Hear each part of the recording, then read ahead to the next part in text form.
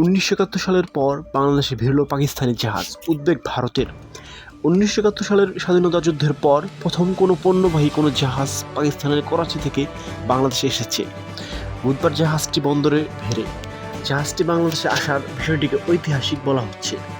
ঢাকায় নিযুক্ত পাকিস্তান হাইকমিশনারের এক বিবৃতিতে বলা হয়, করাচি থেকে সরাসরি পণ্যবাহী একটি জাহাজ চট্টগ্রাম বন্দরে এসেছে, যা দুদেশের মধ্যে প্রথম সরাসরি সামুদ্রিক সংযোগ। খবর পাকিস্তান টুডে। তবে এই পরিস্থিতিতে নিরাপত্তা নিয়ে উদ্বেগ প্রকাশ করেছে ভারত।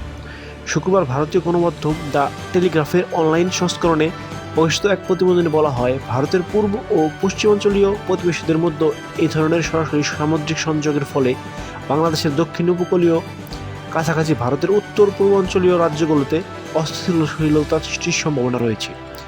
বুধবার করাচির এই জাহাজটি 300টির বেশি কন্টেইনার নিয়ে চট্টগ্রাম বন্দরে নোঙর করে। এ সময় বাংলাদেশ পাকিস্তানি হাইকমিশনার সৈয়দ আহমেদ মারুফ উপস্থিত ছিলেন। তিনি বলেন, এটি দ্বিপাক্ষিক বাণিজ্য একটি প্রধান পদক্ষেপ। এই নতুন রুটটি সাপ্লাই চেইন স্ট্রিমলাইন করবে, ট্রানজিট সময় কমিয়ে দেবে এবং উভয় দেশের মধ্যে নতুন ব্যবসার সুযোগ খুলে দেবে।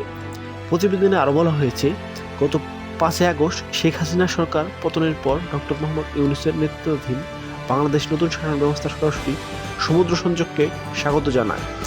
পাকিস্তানের সাথে বাণিজ্য পরিমাণ বৃদ্ধিরও আশা করে কর্তৃপক্ষ। ব্রিটিশ গণমাধ্যম ইন্ডিপেন্ডেন্টের প্রতিবেদনে বলা হয়, বাংলাদেশের বন্দরে পাকিস্তানি কার্গো জাহাজের নোঙর করার বিষয়টি ঐতিহাসিক পরিবর্তনের প্রতীক। এটি পাকিস্তান বাংলাদেশের ঐতিহাসিকগত জটিল কূটনৈতিক সম্পর্ককে উষ্ণতার নতুন দিগন্তের সূচনা করেছে।